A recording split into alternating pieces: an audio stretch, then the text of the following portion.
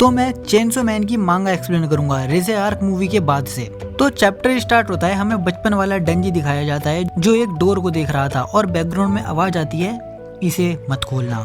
तभी डेंजी नींद से जाग जाता है और उसकी कैट उसके ऊपर बैठी थी। तभी डेंजी कैट को बोलता है, मैंने एक डरावना सपना देखा।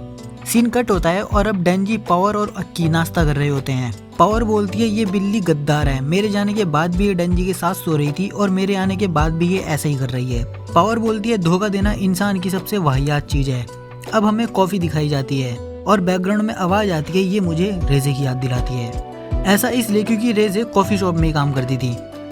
हम देखते हैं डेंजी के चारों तरफ अंधेरा हो गया है और वो बोलता है, मेरा दिल रेज़े ने चुरा लिया है, मुझे नहीं लगता मैं कभी भी हैप्पी या सैड फील कर पाऊंगा। तभी माकिमा वहां जाती है और बोलती है, मैं लंबे टाइम से बहुत मेहनत कर रही थी, अब मुझे छुट्टी मिली है और मैं इनोशिमा जा रही हूँ, क्या तुम सब मेरे साथ आओगे?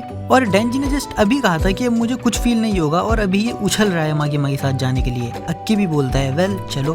अब पावर बोलती है, मेरी उस दिन एक अर्जेंट मीटिंग है। माकिमा बोलती है, मैंने अभी तक डेट चूज नहीं करी है पावर।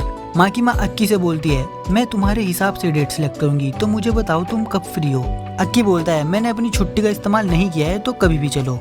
और डेंजी अपने ख्यालों में डूबा हुआ है। वो बोलता है, माकिमा के साथ ट्रिप ये ऐसा है कि मेरा सपना सच हो गया हो। ये मेरे 10 रीजन में शामिल होगा जिनकी वजह से मुझे जिंदा होने की खुशी है। अब हम देखते हैं कोई बाहर से डोर ओपन करता है और बहुत सारे लोग बाहर से आते हैं। डेंजी, पावर और अक्की इन्हें देख रहे होते हैं और ये लोग माकिमा को घेर लेते हैं और उनमें से एक माकिमा से कुछ कहता है और इसे सुन के माकिमा थोड़ा शॉक हो जाती है। पावर पूछती है, ये क्या है? माकिमा बोलती है, एक प्रॉब्लम है। सीन शिफ्ट होता है, हमें टीवी दिखाया जाता है जहाँ चेनसो को दिखाया गया था, ये दोस्त है या दुश्मन, चेनसो मैन का आतंक। टीवी से आवाज आती है, चेनसो डेविल जिसने पब्लिक सेफ्टी डेविल हंटर की यूनिफॉर्म पहनी है, शहर में अपेयर होने वाले डेविल में इसकी बात हो रही है। हमारे पास प्रूफ है कि इस शैतान ने एक औरत की जान बचाई है, लेकिन एक आदमी का कहना है कि उसकी कार फेंक दी गई थी जबकि वो कार के अंदर था। माकिमा सोचती है, मैं पब्लिक सेफ्टी के जरिए मीडिया पर रिस्ट्रिक्शन लगा रही थी, लेकिन इस बार मैं फेल हो गई। लगता है इस बार डैमेज बहुत ज्यादा था, इसलिए हम टीवी नेटवर्क को रोक नहीं पाए। पावर बोलती है, देखो डेंजी ट्रेन में लड़ रहा है, मतलब ये सीजन 1 का लास्ट एपिसोड की न्यूज है। डेंजी बोलता है, टीवी में आना अच्छा लगता है। और माकिमा के साथ ये लोग भी डेंजी को बहुत अजीब तरह से घूर रहे थे, जैसे डेंजी को बिना अपना सपना पूरा करे बगैर ही मार देंगे। तभी माकिमा बोलती है, लगता है बॉम्ब डेविल ने अपना काम पूरा कर दिया है। डेंजी थोड़ा अजीब सा फेस बनाता है। माकिमा मन में सोचती है, बॉम्ब डेविल की वजह से पूरी दुनिया को पता लग गया है कि चेनसो जापान में है। अमेरिका और चाइना दोनों ही चेनसो को अपने पास चाहते होंगे। डेंजी जैसे लोग जो डेविल या मॉन्स्टर नहीं है, उनकी वैल्यू बहुत ज्यादा है। अक्की बोलता है, बॉम्ब डेविल सोवियत यूनियन का असैसिन थी ना, वो जानबूझकर अपना कंपटीशन क्यों बढ़ाएंगे?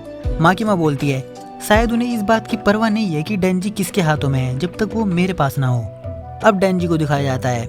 डेंजी बोलता है, हम इनोशिमा जा रहे हैं, तो क्या वो आइलैंड है? पावर बोलती है, एक्चुअली मेरा समर हाउस इनोशिमा में ही है।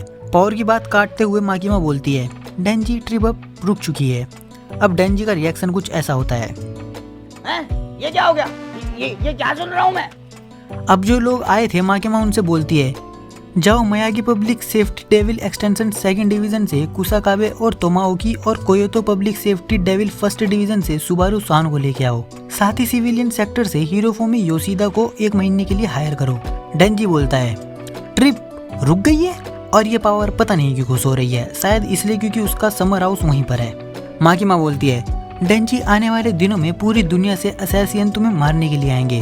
तुम मान सकते हो कि आने वाले दिनों में तुम्हारे पास ज्यादा आजादी नहीं होगी।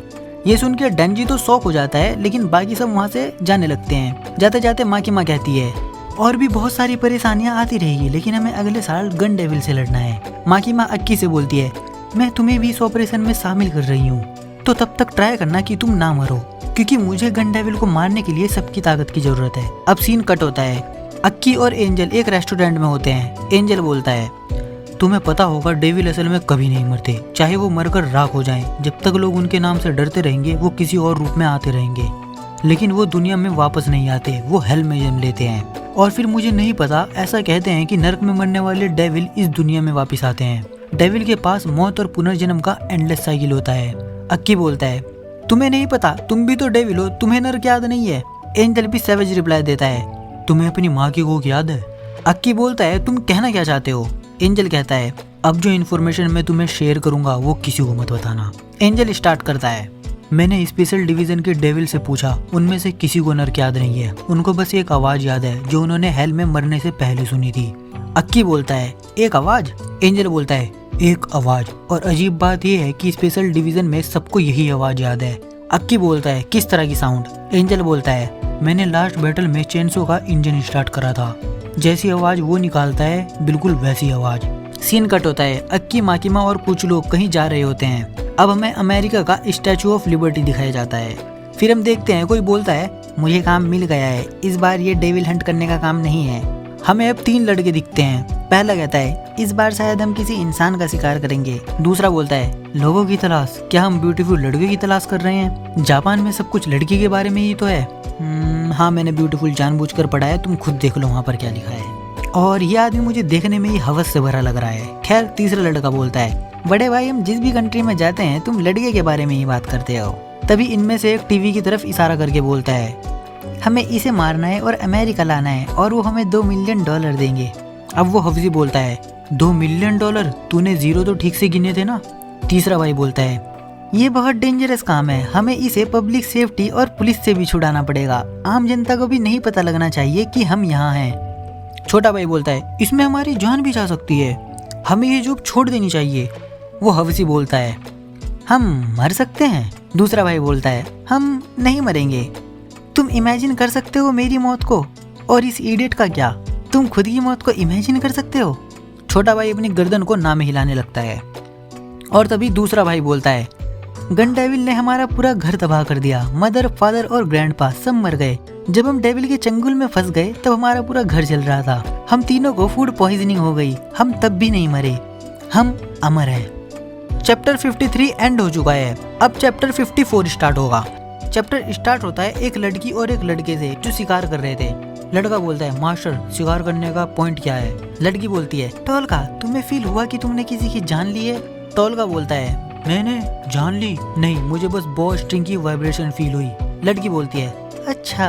अब टोलका ने जिसका शिकार किया था उसे उठा के जाने लगता है और लड़की फिर से वही सवाल पूछती है। टोलका बोलता है, मैं अपने घर में जानवर की खाल उतार के उसे फेंक देता था। तो बिल्कुल नहीं। अब हम खाना देखते हैं जो ये दोनों ही खा रहे थे। लड़की फिर पूछती है, तुम्हें ऐसा लगता है कि तुमने फॉक्स की उसकी बात काट के? टोलका बोलता है, नहीं। लड़की फिर बोलती है, आई सी। अब लड़की बोलती है, हमारी अभी की जॉब डेविल हंटर की नहीं है। लड़की डंजी की फोटो दिखाकर बोलती है, हमें इस 16 साल के लड़के को मारना है। टोलका बोलता है, हाँ, मैं ये कर लूंगा। लड़की बोलती है, टोलका, हम इस 16 साल के लड़के के साथ वही करने वाले हैं जो हमने इस लोमड़ी के साथ किया है, उसे मारना, उसका दिल निकालना और अपना काम करना, अपनी लाइफ स्टाइल बनाना। ये दोनों टेबल में बैठे थे और टोलका बोलता है, मास्टर, मैं कर दूंगा। पावरफुल लोगों ने मुझसे वादा किया था, जैसे ही ये नेक्स्ट जॉब हो जाएगी हम डेविल हंटर बनना छोड़ सकते हैं। तुम्हारे पास जीने का सिर्फ आधा साल बचा है, मैं चाहता हूँ तुम अपना बचा जीवन शांति से गुजारो। अब सीन कट होता है, हमें चाइना का सीन दिखाया जाता है और मैं यहाँ का पहला ही पैनल तुम्हें नहीं दिखा सकता, बस इतना समझ लो ये कुछ तो कर रहे थे। और एक गार्ड आ जाता है और बोलता है, क्वेंसी, तुम्हारे लिए एक जॉब है, तुम जापान जाओ और 100 को कैप्चर करो। क्वेंसी पूछती है, मुझे क्या मिलेगा? वो गार्ड बोलता है, ये तुम्हारा अब तक का सबसे डेंजरस मिशन है, तो जनरल का कहना है तुम जो चाहो वो मांग सकती हो।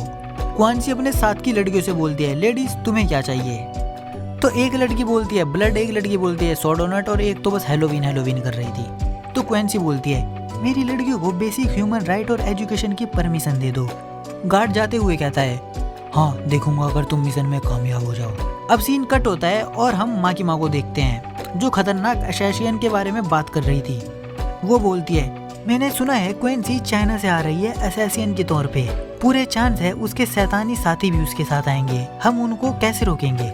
जो माकिमा के साथ था वो बोलता है, मैं इसके बीच में बिल्कुल नहीं जाऊंगा, अगर पूरी दुनिया मुट्ठीबाजी मीन्स मुक्काबाजी की फाइट करे तो क्वेंसी उसमें फर्स्ट आएगी।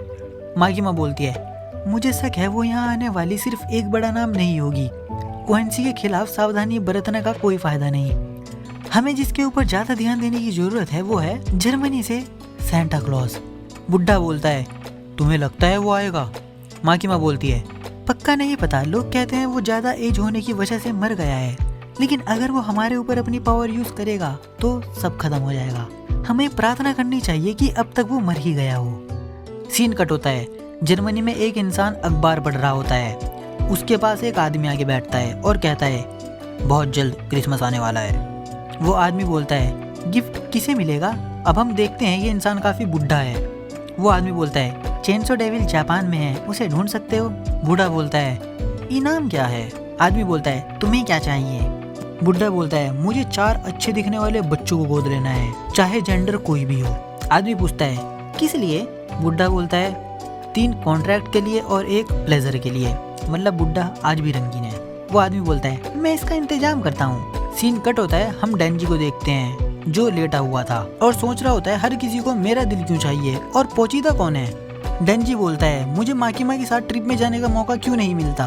तब अक्की आके डेंजी के ऊपर बैठ जाता है। डेंजी बोलता है मैं तुम्हारी सीट नहीं हूँ डूड। अक्की बोलता है असैसियन तुम्हारे पीछे पूरी जिंदगी नहीं आएंगे। अगर इस बार हम तुम्हारी हत्या के लिए आने वाले असैसियन से निपट लेते हैं तो वो लोग भी वेट करने लगेंगे, तब तुम ट्रिप में जा सकते हो। माकिमा ने कभी नहीं कहा कि ट्रिप कैंसिल हो गई है, ट्रिप बस रुक गई है। डेंजी बोलता है बस इतना ही? फिर आसान है, अगर मैं सबको मार दूँ तो इनोशिमा हम आ रहे हैं। और ये चैप्टर यहीं खत्म होता है, साथ ही वीडियो भी। तो नेक्स्ट चैप्टर बहुत जल्दी आएगा, तो इसलिए सब्सक्राइब कर लेना। मैं मिलता हूँ नेक्स्ट वीडियो में। Take care and stay happy.